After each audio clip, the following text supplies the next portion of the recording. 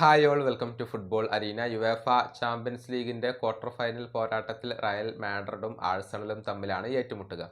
ആദ്യപാദ മത്സരം നാളെ അർദ്ധരാത്രി ഇന്ത്യൻ സമയം 12:30 ആഴ്സണലിന്റെ മൈതാനമായ എമിറേറ്റസ് സ്റ്റേഡിയത്തിൽ വെച്ചുകൊണ്ടാണ് നടക്കുക.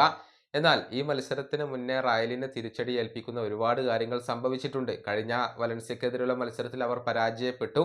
മാത്രമല്ല പല താരങ്ങളും ഇപ്പോൾ പരിക്കിന്റെ പിടിയിലാണ്. പലരും ഈ മത്സരത്തിൽ കളിക്കില്ല എന്നുള്ളത് ഇപ്പോൾ സ്ഥിരീകരിക്കപ്പെട്ടിട്ടുണ്ട്. ചുവാമിനിക്ക് ഈ മത്സരത്തിൽ കളിക്കാൻ കഴിയില്ല. അദ്ദേഹത്തിന് സസ്പെൻഷനാണ്. അതുപോലെ തന്നെ Dani Ceballos, Ferland Mendy, Eder Militao, Dani Carvajal, Andriy Lunin ഈ താരങ്ങളൊന്നും തന്നെ ഈ മത്സരത്തിന്റെ ഭാഗമാവില്ല. ഇവരെല്ലാവരും തന്നെ പരിക്കിന്റെ പിടിയിലാണ്.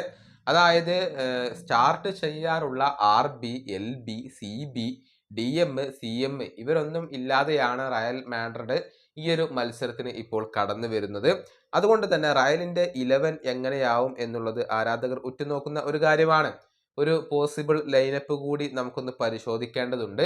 ഗോൾ കീപ്പർ ആയിക്കൊണ്ട് തിബൌട്ട് കോർട്ടുവ തന്നെയായിരിക്കും. അത്തരത്തിലുള്ള റിപ്പോർട്ടുകളാണ് പുറത്തേക്ക് വരുന്നത്. ഇനി റൈറ്റ് ബാക്ക് പൊസിഷനിൽ ലുക്കാസ് വാസ്കസ് തന്നെയായിരിക്കും. അതുപോലെ തന്നെ സെന്റർ ബാക്കുമാരുടെ കാര്യത്തിലേക്ക് വരുമ്പോൾ അന്റോണിയോ റൂഡിഗർ അവിടെയുണ്ട്. അദ്ദേഹത്തോടൊപ്പം റൗൾ അസൻസിയോ സ്റ്റാർട്ട് ചെയ്യും എന്നാണ് പ്രതീക്ഷിക്കപ്പെടുന്നത്. അതുപോലെ തന്നെ ലെഫ്റ്റ് ബാക്ക് പൊസിഷനിൽ ഡേവിഡ് അലാബയെ ഉപയോഗപ്പെടുത്തിയേക്കും എന്നുള്ള രൂപത്തിലുള്ള വാർത്തകളാണ് ഇപ്പോൾ പുറത്തേക്ക് വരുന്നത്. കഴിഞ്ഞ ദിവസം ഡേവിഡ് അലാബയെ ട്രെയിനിങ്ങിൽ ലെഫ്റ്റ് ബാക്ക് പൊസിഷനിൽ ആഞ്ചലോട്ടി ഉപയോഗപ്പെടുത്തിയിരുന്നു.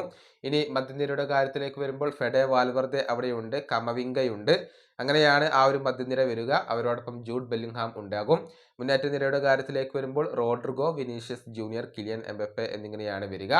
ഏതായാലും റയലിന്റെ ഡിഫൻസ് ഒരൽപ്പം പ്രശ്നമാണ്. കഴിഞ്ഞ മത്സരത്തിൽ പരാജയപ്പെടേണ്ടി വന്നു എന്നത് അവർക്ക് ക്ഷീണം ചെയ്യുന്ന ഒരു കാര്യമാണ്. ഏതായാലും റയൽ മാഡ്രിഡ് ആഴ്സണലിനെതിരെ പൂർവാധികം ശക്തിയോടുകൂടി തിരിച്ചു വരും എന്നാണ് ആരാധകർ പ്രതീക്ഷിക്കുന്നത്.